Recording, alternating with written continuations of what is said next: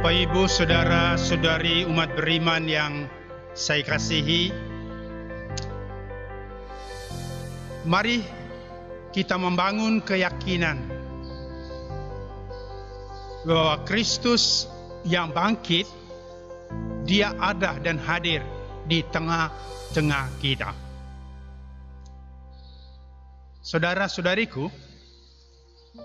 disadari atau tidak, ada suatu ketegangan dalam hidup kita. Di satu sisi, kita mau hidup selama-lamanya.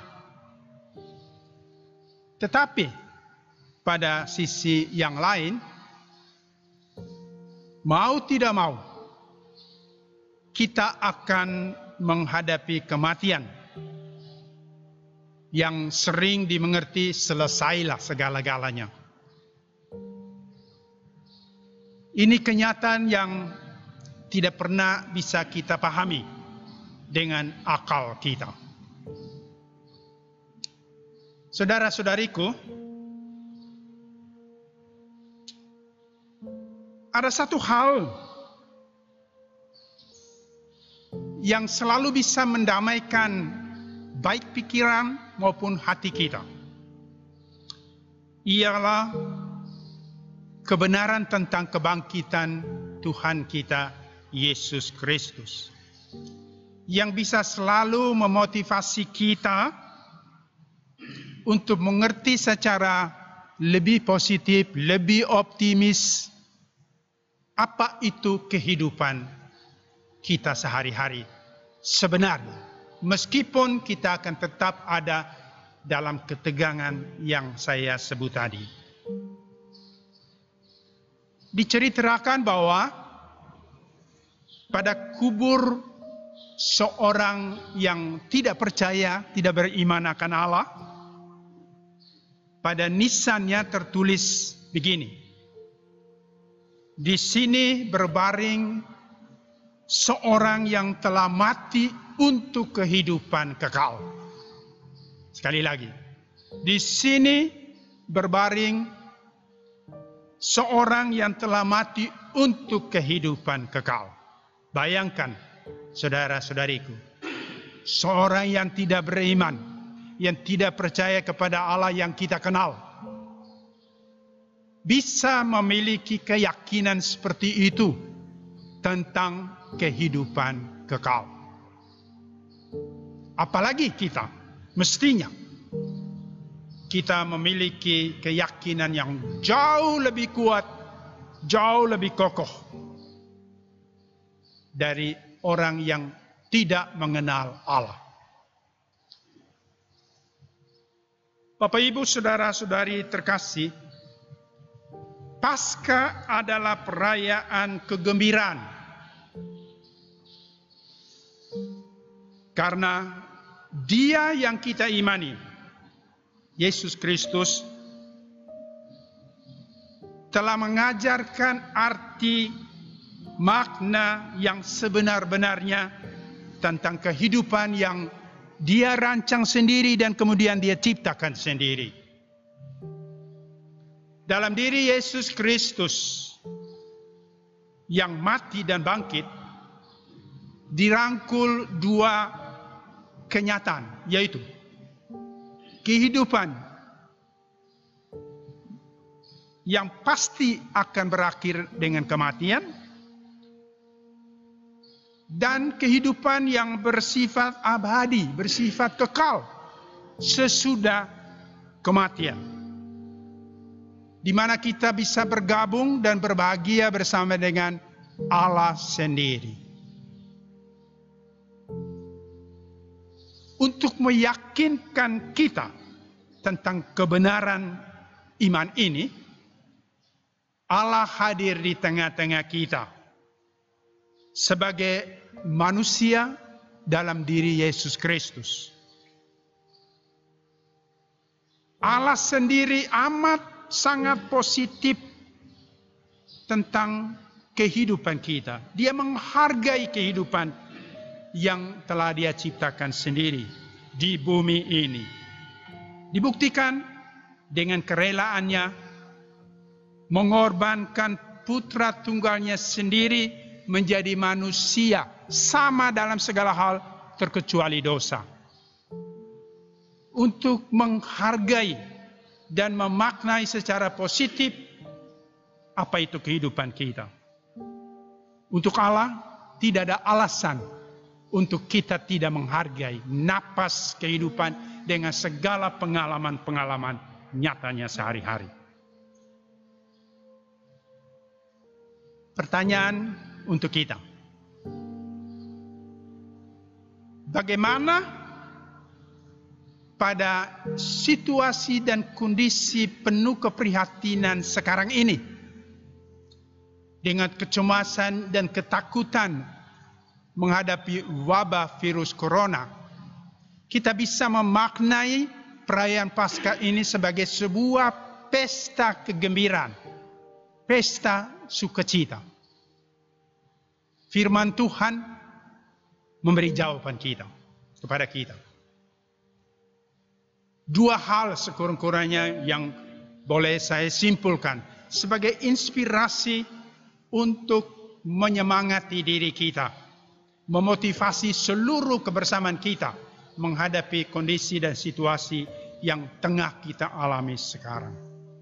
Bapak, Ibu, saudara-saudari, kamu sekalian dan saya memiliki Alkitab di tangan kita, di rumah kita masing-masing. Disitulah termuat, ditulis apa yang diwartakan oleh perayaan Paskah. Sukacita yang diberitakan melalui perayaan Paskah. Berita itu dari siapa?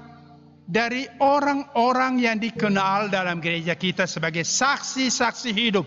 Karena mereka pernah hidup bersama dengan Yesus Kristus yang bangkit itu.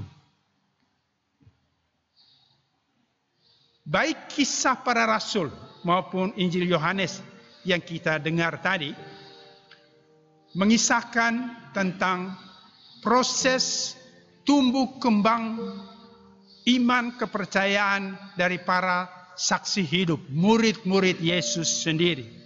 Bagaimana mereka sampai kepada keyakinan yang begitu kokoh kuat, yang justru menjadi motivasi seluruh perjalanan pewartaan mereka ke seluruh dunia. Sehingga seperti tadi malam saya katakan, pewartaan mereka, para saksi hidup yang pernah hidup bersama dengan Yesus itu, membuat gereja bertumbuh kembang, eksis, membanggakan di tengah-tengah dunia kita ini. Mengapa? Kalau bukan karena pewartaan mereka yang kita bisa dengar lagi, baca lagi, mengetahui lagi dari Alkitab dan kitab suci yang kita miliki di rumah kita masing-masing. Karena itu, apa pesan untuk kita? Ketika Maria Magdalena dan murid-murid yang lain keluar dari persembunyian mereka dengan segala ketakutan akan terjadi apa? Ancaman dari para musuh Yesus yang telah membunuh guru mereka. Dalam ketakutan mereka keluar dari persembunyian mencari Yesus guru mereka. Pergi langsung ke kubur di mana dia dimakamkan. Dan apa yang terjadi? Sebuah mujizat besar. Sebuah mujizat besar.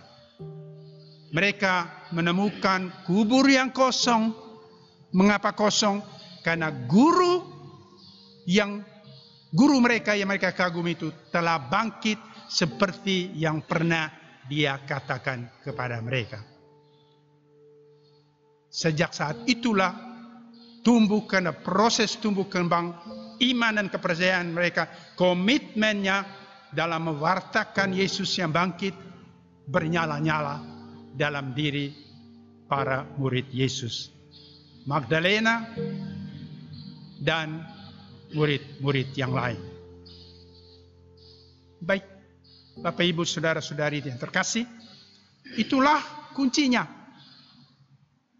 Kita belajar supaya seperti Maria Magdalena dan murid-muridnya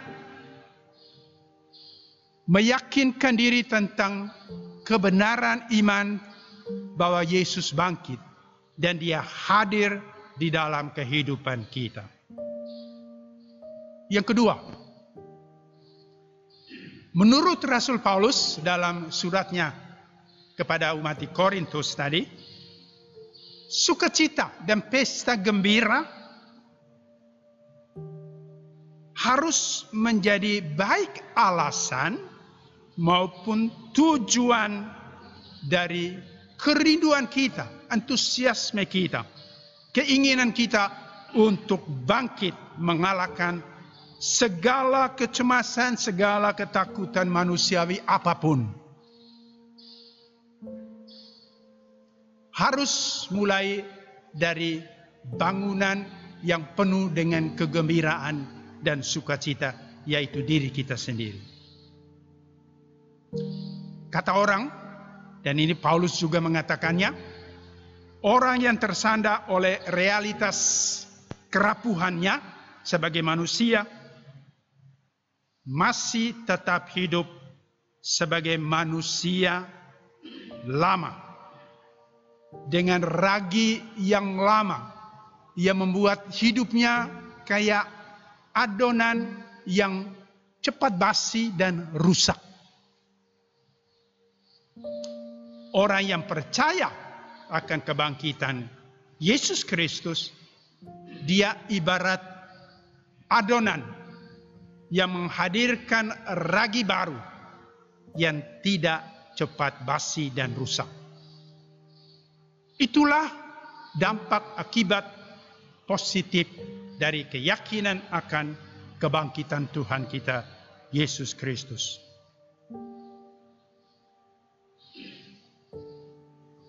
Akhirnya, Bapak Ibu Saudara-saudari terkasih, merayakan pesta Paskah, pesta kebangkitan Kristus dalam keprihatinan global dunia saat ini tidak boleh mengurangi sedikitpun keyakinan iman kita bahwa Kristus yang bangkit sungguh-sungguh hadir dan berperanan dalam kehidupan kita.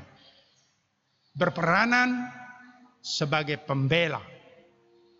Siapa yang ingin menjadikan kehidupannya sesuatu yang berharga, ya, sampai sejauh pada kehidupan yang kekal, tidak ada pilihan, terutama untuk kita murid-murid Yesus, percaya akan kebangkitan Yesus.